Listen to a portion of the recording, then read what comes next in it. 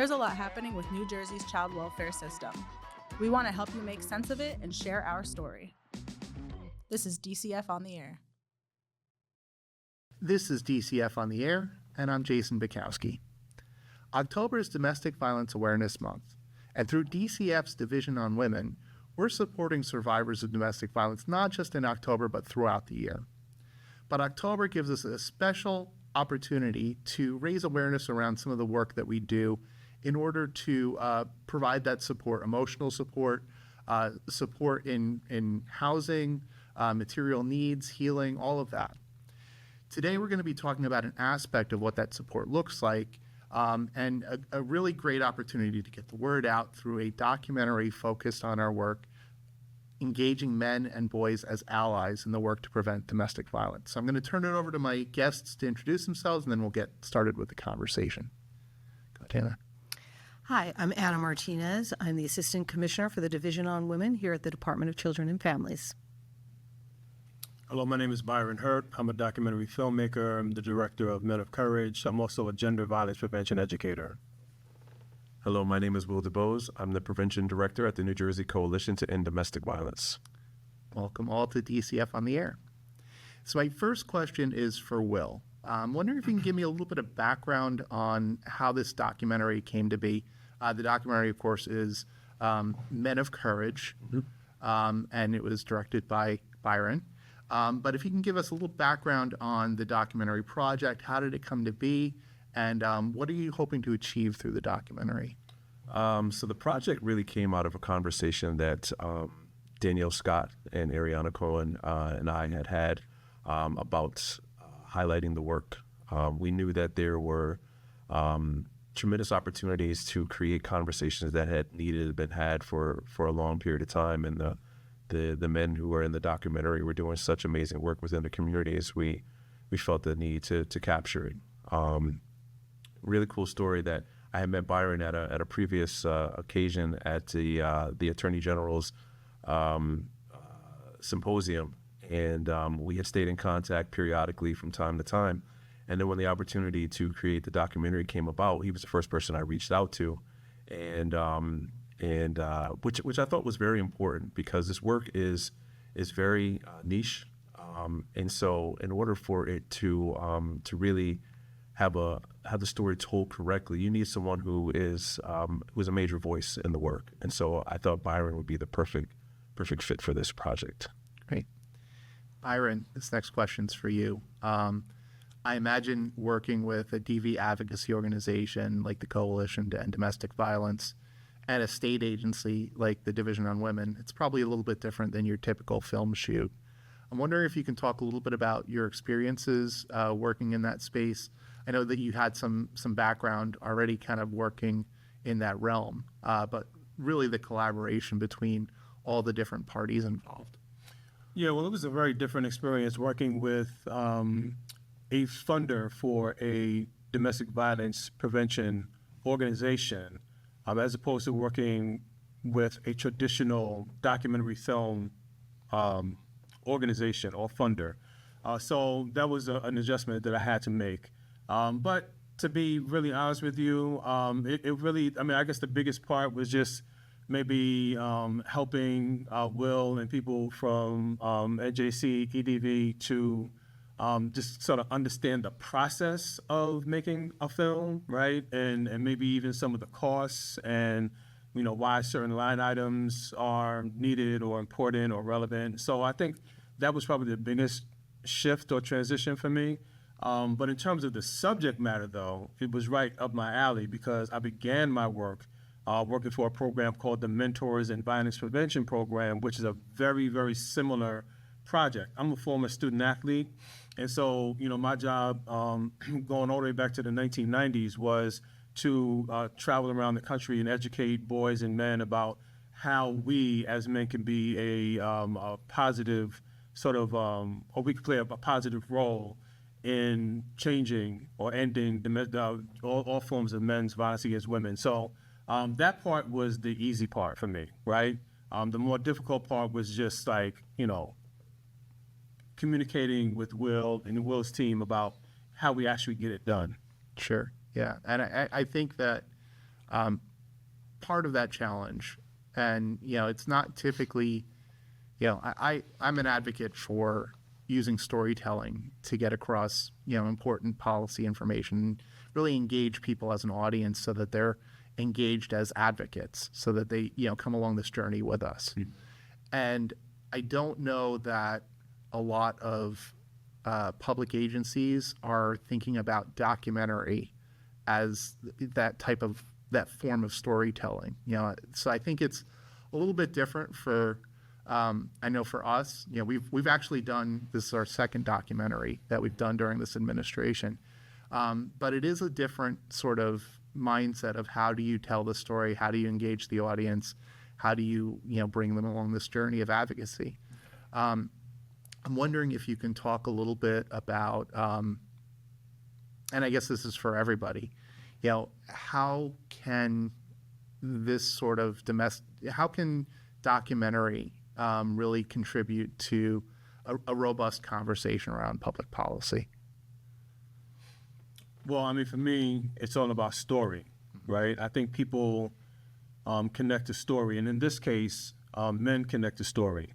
So I've had the opportunity now to show the film to a very small, subset of men who have seen it, and it's amazing how the stories in the film give men permission to tell their own stories, to share their own experiences, and I think that's just the power of storytelling, especially when it's really personal and intimate in the way that this film is.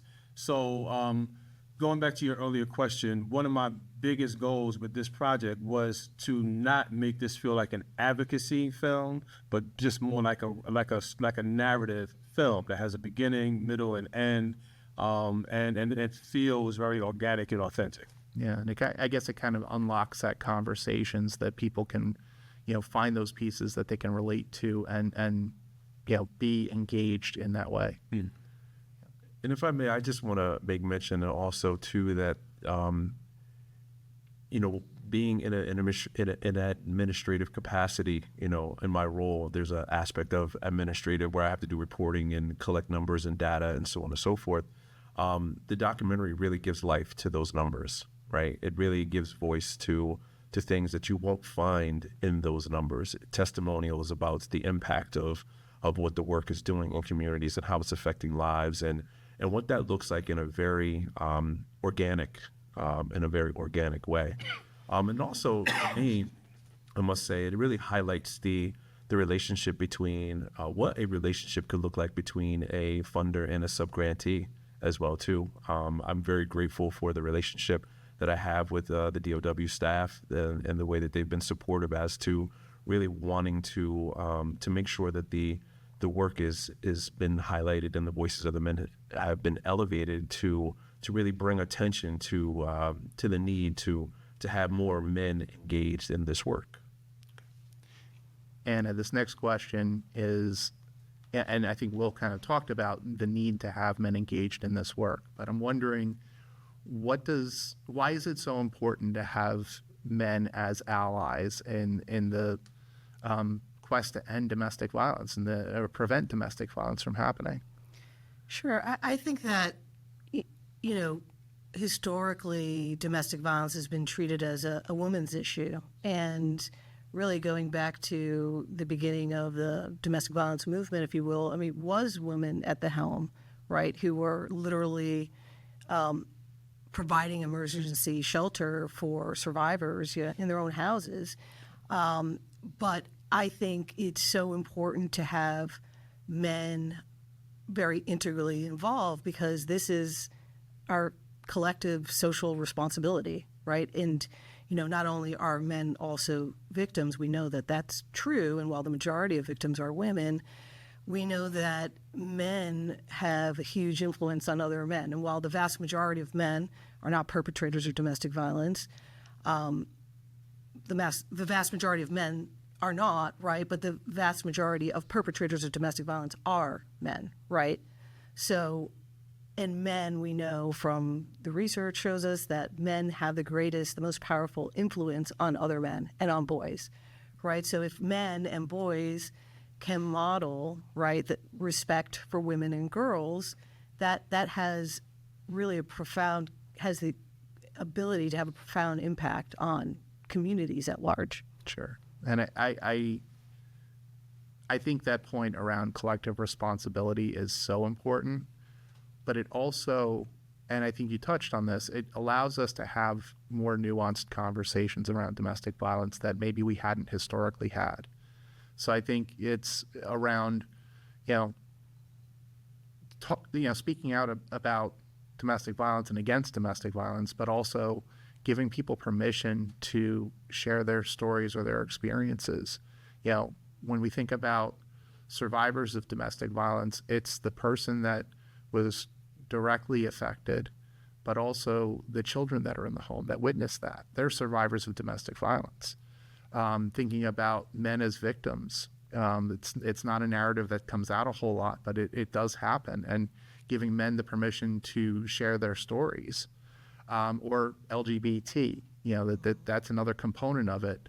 But I think as we engage more people in this conversation, we can have those more nuanced conversations around domestic violence prevention and really talk about the broader experiences. Absolutely. And I would just add, I think that's one of the really beautiful things in Byron's film is that we see that, right? We see these men's own personal stories of how domestic violence and other forms of violence impacted them. And due to this day, and even though, they're really brave and they're sharing their stories and, they're transforming not only their own lives, but the people in their lives and in the community, right? But it just, for me, really drove home how much men are impacted by domestic violence also. Even, if, like you said, they're not a direct victim, but they are victims because they witness it and they are impacted by what's happening in the home. Yeah. I want to say that, Ed and I and Wil, we could all be in the same room, standing in front of a room full of men, right? They could be athletes, they could be fraternity members, they could be college administrators, they could be men from the military, right? Anna could say the same thing that I say, or I could say the same thing that Anna says. And unfortunately, because we live in a sexist society that's deeply patriarchal, those men would probably be more likely to listen to what I have to say than they would Anna. That's not to say that what Anna says is not important. It's very important, right? But those men will more likely engage and listen to a man's perspective because it's coming out of the mouth of a male. I'm not saying that to be sexist. I'm saying that to point out sexism and the fact that it's just an unfortunate sort of aspect of the society that we live in. And so that's why it's really important to hear men talking about the impact that gender-based violence has had on their lives from their own vantage point and from their experiences, because men will be more apt to listen to other men. And I think that's the really powerful part about this film is that, we hear men sharing how witnessing domestic violence impacted them as boys, right? As children, and the impact that it had on their lives, right? And how they take those experiences to then try to disrupt this sort of cyclical violence that is taking place in their communities, which I think is really, really powerful for a lot of men to see. Yeah. And I think it also, if we think about it as a journey, if we're challenging these or disrupting these precepts of, sexism and misogyny and getting to the place of actual respect for women and girls, sometimes it's that first step. So maybe it's getting that messenger that can be trusted, or somebody that looks like me, someone that maybe has experienced life that I've experienced, and then getting them into the conversation. And then from there, they're more open to hear from other people, to hear from other advocates, to hear from other viewpoints and vantage points, and then kind of taking them along that journey from, this is someone who's maybe survived domestic violence, maybe they don't see it that way, maybe they need to kind of, do that introspective kind of look into their, their background and their opinions and how that was shaped. and then taking them from a place of being a vocal opponent and advocate for survivors. So I think that's great. I think that strategy definitely plays out, and that's kind of where we're going with this. Yeah, and if I may, I mean, I think the point that's being made is so very important, because what Byron's talking about with regards to sharing information, and what you're saying about having credible messengers, these sorts of conversations happen in pockets, right? They're happening in small pockets, maybe even behind closed doors, but to have men in groups, right, inviting other men to be in part of these groups, is very transformative, because it's giving men, like Byron was saying, it's giving men that permission to speak out, which is really not something that men, we're not really accustomed to do that. That's not the way we're wired. We're not wired that way.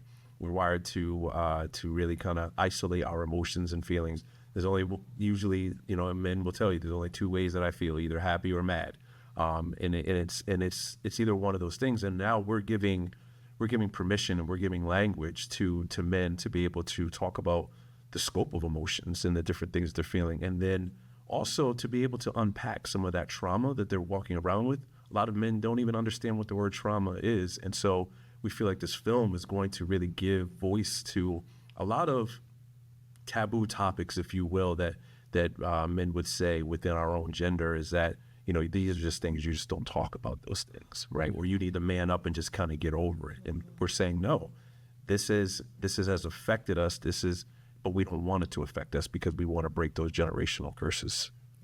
And I also think that this is a really good tool. This film is a really good tool to demonstrate men who are supporting women and supporting women's issues and girls' issues in a time when women's issues are not being supported. I think it's really important, not just during October, during Domestic Violence Awareness Month, but throughout the entire year, to have models or examples of men who are allying with women, working as, working in allyship, with girls and women. I was thinking about, as you were talking, I was thinking about my own personal experiences and thinking about how there were so many women in my life and in my world, starting with my mother, right, who tried to, educate me and teach me how to be respectful of girls and women and other girls and women in my life, who sort of introduced me to ideas around equity and fairness and, treating women with respect. And I hope that what this film does, in part, is to make things easier for us to listen to the really important, valuable women in our lives, as opposed to shutting them out and sort of marginalizing gender-based violence as something that only women should be talking about or addressing. Yeah. Absolutely. And I think that's an important aspect of the film. I think one of the things that really struck me, and the documentary is Men of Courage, but the group settings, it seemed like when the men were talking, they having that small group setting that was just very intimate. It allowed for a more open sort of conversation to happen. I'm wondering, and Wil, maybe you can talk a little bit about this, because I know this is happening. It's really a statewide movement. Yes. But it's happening in these small pockets, and I think you mentioned that. Yeah. Wonder if you can talk about sort of that strategy of engaging these small groups to have these really important conversations. Well, when we designed the project, the Community Action Initiative, if you will, we found men organically that were the movers and shakers in their communities that had been doing this work. So I just want to make sure that that's clear, is that these men aren't doing the work because of the documentary and because of our relationship with them. They had been doing the work already, and we were grateful to have found and built relationships with them organically, where we sought to partner with them to really highlight and elevate their work, which is something that's different.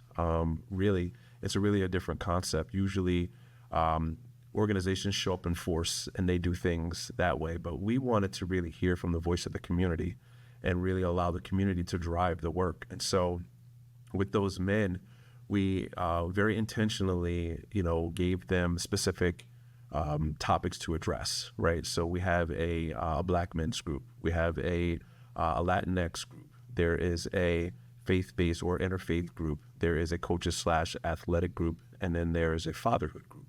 And so each one of those men holds a group and addresses those specific topics. Now, I know that each one of them are isolated, but sometimes they'll send other group members to other group members because, life has intersections, right? So some of those men can be all of those things at one time, right? Because many things can be true at once. And so those groups really foster an opportunity for men to have a safe, courageous place to share, right? To be open. And then there's that familiarity that you get. Because a lot of times, when men go into groups, there's a lot of, and Byron can attest to this because he's run a lot of groups as well. It's like there's a lot of maleness. We'll just call it maleness that's on display, right? I work this job, I do this, I do that. There's always this occupational sort of thing that needs to be represented. But then what happens is that maybe that's the first group or two. But then after you're coming for weeks and weeks, and it only takes one or two men to share something powerful about themselves. And then that kind of breaks down the ice. And then men start sharing like, wow, that guy did that. That guy said that. And then it opens up this very organic, beautiful, unscripted conversation that begins to happen in these groups. And that's where the really change begins to take place is just men being vulnerable. I want to add that, Wil's role in this documentary is really significant. Wil is the thread, who holds the entire piece together. He's the connector. He's the person who helps the audience transition from group to group. And that is because of his relationship with each one of the men of courage and his deep knowledge and understanding about their audience or their community. And that enables, the story to be told in a very smooth, a very clear way. And so this film could not be done, literally could not be done without Wil DuBose, but his presence in the film really enhances the storytelling because he's the connector throughout the entire documentary. Well, I'm glad you were in that role. But I think it's innovative because we think about a lot of times with this kind of work, we're incubating those conversations. We're kind of being the catalyst to start the ball rolling. Mm-hmm. But in this case, it was really about how do we build a network from what's already out there, and how do we start to make sure that these conversations they're already happening, but that they're supported and that they start to have those through lines. And like you said, bringing people from one group to another group so that there's knowledge share and there's the ability to really kind of foster a much larger community beyond just the focus of the locus of that group dynamic. Yeah, my heart is pounding as you're saying that because it's like it got me so excited about just the whole overall project. The relationship between, again, and I know I had mentioned this before, but I shout it from the rooftops all the time because I've been involved with funding a lot in my nonprofit, work.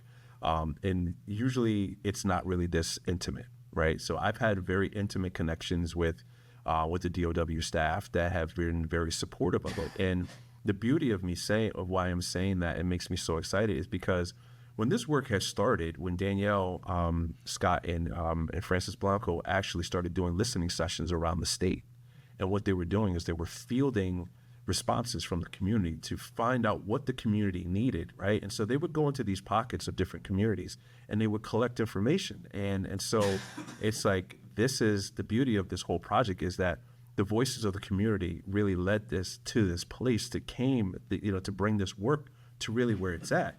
And, it's one of those things where it's really shifting it's a paradigm shift, right?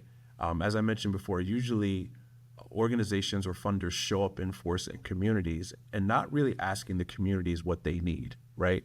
We went and asked the community what they need and let the community drive the work so that the community felt the buy-in and investment, the excitement, and Byron can share the excitement of the community when we would go in to do filming and shooting. The community would show up in force because the community liaisons had talked about the project and everyone felt invested in making sure that the message was getting out. So this is very impactful. It's very emotional for me because I know our New Jersey communities need an opportunity to share the gold that's in their communities, right? How they've been striving in the success that they have. But there's also a lot of hurting young men and a lot of hurting young women that are being subject to gender-based violence. But these young men need to have an opportunity to have a new narrative for their lives. And we're really hoping that this documentary creates conversations that are going to shift the narrative and really create the next generation of healthy relationships and healthy masculinity. Yeah. Speaking of narratives, Byron, I'm wondering, as you were filming Men of Courage, were there any narratives that came up sort of organically during the course of filming that you found to be a little bit surprising, or anything that you may have learned while filming that you didn't quite know before? Well, I think some of those narratives came up before we even started shooting because we held pre-interviews with each of the Men of Courage. And so that gave me an opportunity to understand and hear a little bit about their own personal story, their own journeys. I sort of went into this thinking that we were going to be sort of foregrounding the work that they did with the boys and the men. But what emerged was their own individual personal stories where they witnessed some form of gender-based violence or experienced some form of gender-based violence. So each one of them has a story to tell. And so we wanted to both convey that to the audience, but also show how they now use their influence and their status within their communities to break or disrupt that cycle of violence that they personally experience. So I think that's the thing that surprised me the most, just how open they were and how transparent they were to share a bit of their personal experiences. And I think that really comes through in the film. I think that that's like one of the most powerful elements, from, I would say, segment to segment. I think that really pulls the viewer in, but also gets them to feel and not just think about these issues. Yeah. And as someone who's worked in violence prevention on the federal and now the state side, I'm wondering, as you viewed this film, what were some of the key takeaways? What were some of the surprises for you? I mean, I think a key takeaway for me was just the power in the storytelling, right? And it's something that I, actually in all these years that I've been a funder, both on the federal and state level for gender-based violence, have always stressed, right, with providers, with advocates, of the power of the story, because kind of as Wil alluded to, we all are forced to, pull together reports. I've got one got to work on now. We are all forced to, that's part of the deal, right? We have to pull together data and statistics and all of that. But I think what really is so powerful and what can really help to transform this movement to end gender-based violence is the stories, right? Because it humanizes it for people. And I think most of us, all of us, have some connection to the issue, right? And we all have sisters, daughters, mothers, granddaughters, right? And it's in all of our interests to care deeply about the issue. And so I just found that so impactful, powerful about the film, was hearing those stories, and really beyond hearing the stories, kind of seeing the other men's reactions to the stories too. So that was something, I don't know, maybe that I wasn't expecting, that I found to be really, really powerful. So that's a key takeaway for me from the film. Yeah. Now, instead of sending that report, can you just send a movie ticket and a bag of popcorn? Yeah, I'm sure HHS will love that. Yeah, sure they'd be fine with that. I'm wondering, during the course of filming, if there were ever any moments where you felt like you needed to, that maybe you wanted to give people like the space to really share authentically. But sometimes, that authentic sharing comes from, and I think, Will, you said this, a place of hurt, that people's experiences or perceptions are kind of colored by the trauma that they don't even necessarily recognize that they've experienced. I'm wondering if there were ever any moments where you felt that you had to kind of lower the temperature in the room or address some of the things that were being shared or anything like that. Well, I didn't really feel like I had to lower the temperature in the room as much as I felt like we may need to redirect, right? And maybe ask a question or frame a topic a little bit differently to yield different responses or different, feedback.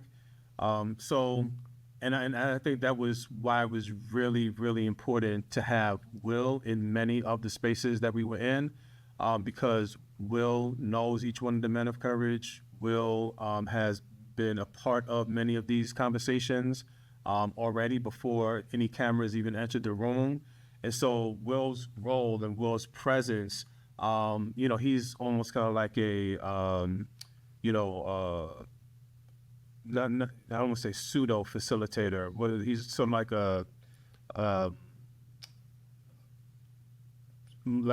a roving facilitator, for each different group, what I mean? And he sort of helps keep the conversation sort of pointed and no point. And one thing I'll say is that, having conversations with boys and men about gender-based violence, right? Those conversations go all over the place. That's normal. That's very typical. It's very typical to hear boys and men say things that may not be or may not sound healthy, right? Or fair, or loving or kind, right? Yeah. And so it's the job of the facilitator, the male who has the knowledge, who has the experience, who has, sort of like a training and a background in gender justice, to kind of help that conversation to stay on topic where it needs to be. So sorry for that long answer, but No, that's great. That's a great answer. And you want that. You want men to say things that their authentic selves. You're looking for that because it creates. That's the piece. That's the fine line piece of the groups. Is you don't want to shut a man down from sharing his authentic self, because then what happens is that he loses his voice, won't share again, but then also it sends a message to the other members of the group that, we only have to give the correct answers in the space. And you don't want that. You want authentic. And that's why Byron said it's so important for the facilitators to be able to redirect. I hear what you're saying, and I appreciate you sharing that. Thank you so much. And I'm sorry that you experienced that. Let's think about it. Is there anybody else in the group can maybe help? You see what I'm saying? And you redirect it that way, but you never want to shut someone down from being able to share their authentic selves. And that's really where the beauty and the magic really happens in those spaces. Yeah, I've been a facilitator, and I've spoken in many rooms, prisons, juvenile detention centers, mandated men's battering intervention programs, fraternities, athletes, Division I athletes all over the country. When I walk into a room and I'm having conversations with men about this topic, and I get someone who's pushing back, or someone who's defensive, or somebody who's deflecting and wants to shift blame onto women and focus on women as the reason why men act or behave a certain way, that's when I know it's time for me to roll up my sleeves, right, and get to work. Yes. That's when I know it's time for me to educate. Yep. So this film, Men of Courage, is just it's another tool that we all can use, right? And to get men to have these really important conversations, right? It's so, and again, going back to the power of hearing men share their personal experiences is probably the best way to get men to open up. I had a screening of the film at the Detroit Black Film Festival maybe 2 Fridays ago, and I was just amazed at just how the men in the room just opened up. They wanted to talk. They wanted to share. And that was great feedback for me as a director, because it let me know, okay, this film works. It works. It does a job that it's supposed to do. And that is to unlock conversations, as Will said, to get men talking about this topic, which even in 2025, it still doesn't happen as often as it should happen. And tragically, when it does happen, the framing is not where it's supposed to be. So I think that the film kind of helps to frame the conversation, because there are skilled facilitators in each one of the locations who are directing the conversation in the right way. So I'm looking forward to all of the possibilities that this film has. I think it's going to be a tremendous media tool, to get men all over the country to talk. And it's not an easy thing to do. But I think this film is going to help accomplish that. Absolutely. Oh, and let's mention that we took home an award. Yeah, we won an award, the Detroit Black Film Festival, the Breakthrough Award. So I'm very happy about that. Yeah. Well, congratulations. Thank you.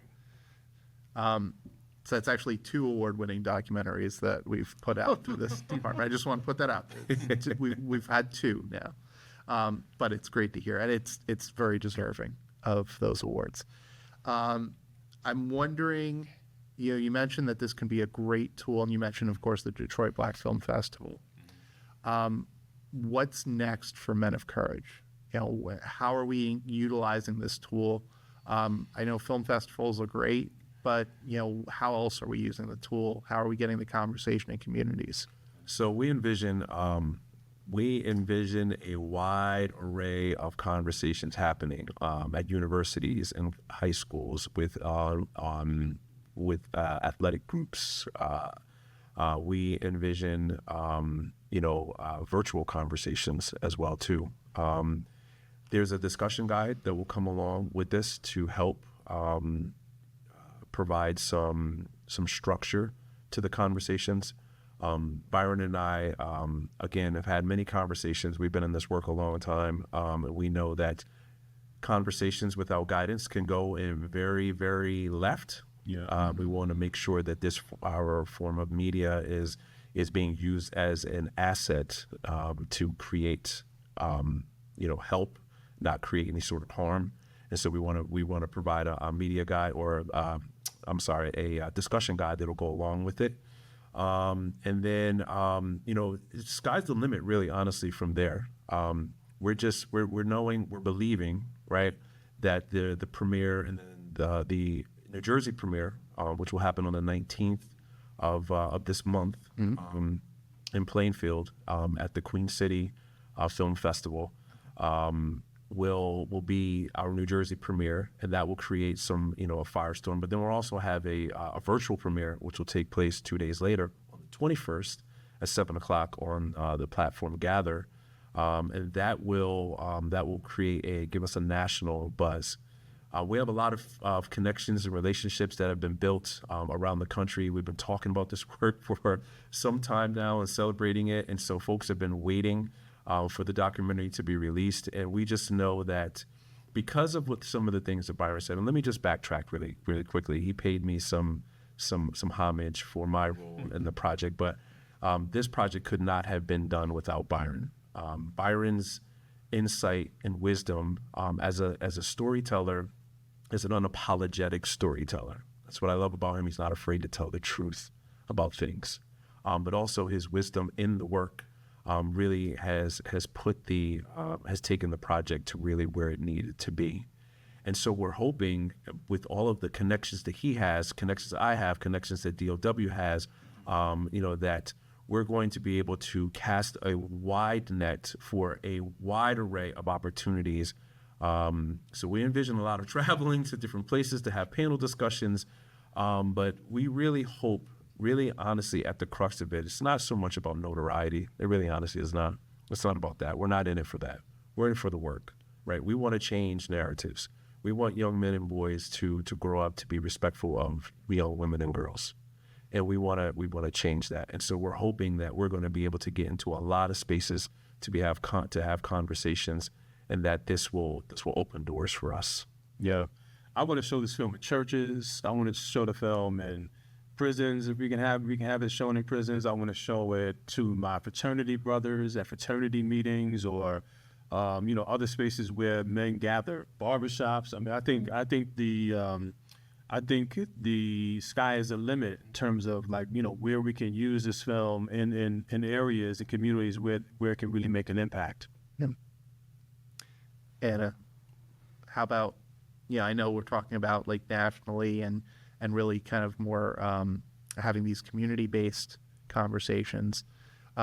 What's sort of the vision of DOW in using this film? Well, I think that, at DOW, we want to focus more on prevention work. I think the reality is that funding is often focused on intervention work once an act of violence has occurred, which is obviously critically important work. But I think moving forward, this is going to be a key pillar of the prevention work, right? So there are many different ways of implementing prevention work, right?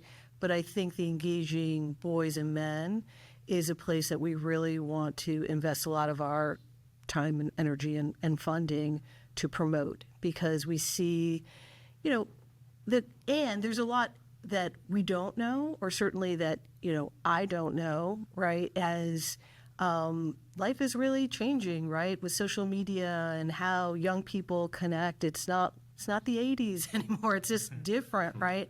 And so, and I have a young son, and I think about that all the time around, how are they receiving messages of masculinity themselves, right? And so really just, and we see some things that scare us, and but we can't run away from them. We have to confront them head on, and because that does impact gender-based violence, right? How young boys are receiving messages around what it is to be a man, and what, these rigid kind of notions of what masculinity is, what being a man is. And so I think this type of work is so critical to really countering that, some of those just ideas that are fed, right? And so it's kind of overwhelming, because I think of how social media, for example, has really impacted our youth and even adults as well, and just how we all engage with one another. But that's why I think, for DOW over the next 5-10 years, I would like to see that this become more of a centerpiece for us of where we put our efforts and funding. Yeah, great. And I think that prevention first mindset definitely aligns with the direction of the department as a whole, that we're moving more towards the prevention space rather than just the intervention space, or responding after an incident of violence has occurred, whether that's child maltreatment or that's domestic violence or that's sexual violence.